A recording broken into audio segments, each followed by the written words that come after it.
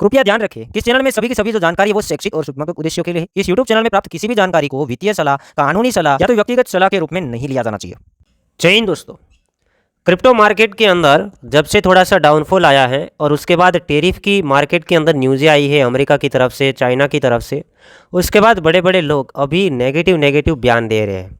पर दोस्तों चार्ट कुछ और बता रहा है और जो बड़े लोग हैं वो कुछ और बता रहे हैं। आज की इस वीडियो के अंदर हम कवर करेंगे कि न्यूज़ क्या आ रही है और उसके सामने चार्ट है वो क्या बता रहा है, चीज़ें हैं वो क्या बता रहा है।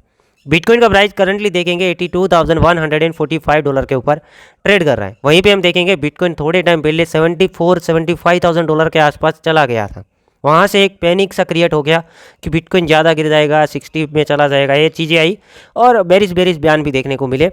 पहले हम बयान देखते हैं, फिर आगे हम चार्ट के अंदर और क्या चीज़ें अभी पॉजिटिव हैं उसके बारे में। पहली न्यूज़ अपडेट जो काफ़ी ज़्यादा बिटकॉइन को होल्ड करने वाली कंपनी है ब्लैक रॉक के सीईओ लैरी फिंक कहते हैं कि अमेरिका बहुत ज़्यादा क्लोज है रिसेशन के लिए। मतलब महंगाई बहुत जल्दी आ सकती है, रिसेशन आ सकता है, मतलब मंदी का माहौल बन सकता है। और उसने ये भी कहा कि ऐसा भी हो सकता है कि अभी मंदी है वो शुरू हो गया हो। आगे हम बात करेंगे, ब्लैक रॉक के सीईओ लैरी फिंक कहते हैं कि अमेरिका के अंदर बहुत ज़्यादा इन्फ्लेशन देखने को मिल सकता है। तो इतने नेगेटिव न्यूज़ अपडेट है। उसके बाद आगे हम बात करेंगे तो फेड ने ये कहा है कि ज़्यादा लिक्विडिटी देने के लिए हमारे पास टूल्स अवेलेबल हैं और ये बुलिश साइन देता है मार्केटों के लिए, बिटकॉइन के लिए। क्योंकि फेड ने क्या कहा, फेड मतलब जैसे हमारे इंडिया के अंदर आरबीआई आता है वैसे अमेरिका के अंदर फेड आता है। फेड ने ऐसा कहा है कि ज़्यादा लिक्विडिटी देने के लिए हमारे पास टूल्स हैं, ये बुलिश साइन देता है। आगे हम बात करेंगे तो एक न्यूज़ ये भी आई है कि यूनाइटेड स्टेट ये कहता है ट्रम्प को कि चाइना को कॉल करो, चाइना से बात करो अगर इसमें कोई डील बनता है। तो अभी जो नेगेटिव बातें चल रही है ना कि चाइना ने इतना टेरिफ लगाया अमेरिका के ऊपर, अमेरिका चाइना के ऊपर इतना टेरिफ लगा रहा है, अगर दोनों ने हाथ मिला लिया तो ये मान के चलो जितने भी न्यूज़ है सारे के सारे न्यूज़ जो negative China related and America related है वो गायब से हो जाएंगे। तो ये न्यूज़ अपडेट है।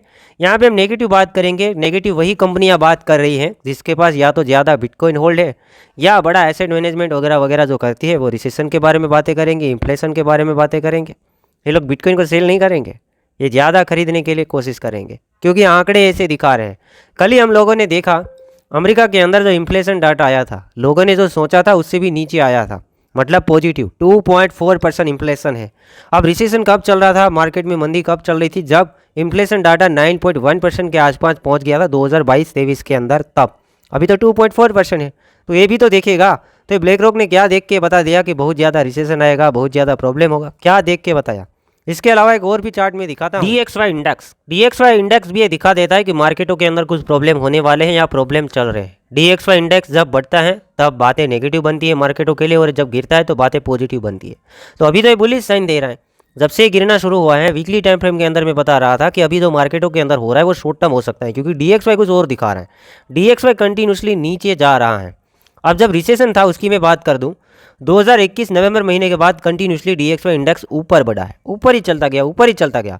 तो रिसेशन आता गया, 3% था, वहाँ से 4% हुआ, 5% हुआ, 6 हुआ, 9.1% तक हंट हुआ और वहाँ से रिसेशन कम होना शुरू हुआ अमेरिकन आंकड़ों के हिसाब से। तो अभी तो एक गिर रहा है और साथ ही साथ हम देखेंगे इन्फ्लेशन डाटा भी गिर रहा है। तो ये ब्लैक रॉक वगैरह क्या देख के बता रहे हैं कि रिसेशन आएगा, क्या ओनली फॉर टेरिफ?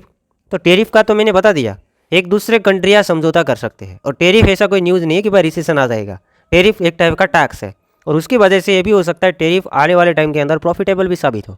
तो इस बातों से डरना नहीं है। अभी चीज़ें कुछ पॉजिटिव दिखा रही हैं और बातें कुछ नेगेटिव हो रही है, तो ये भी हो सकता है कि हमें ये लोग डरा रहे हैं। ठीक है।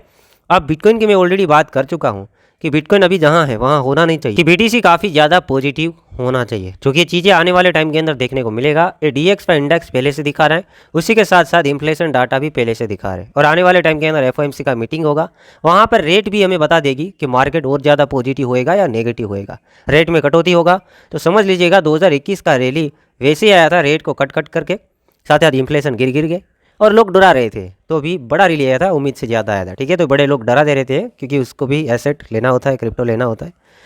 अगर वो डराएंगे नहीं तो वो कैसे कमाएंगे, वो हमें याद रखना है।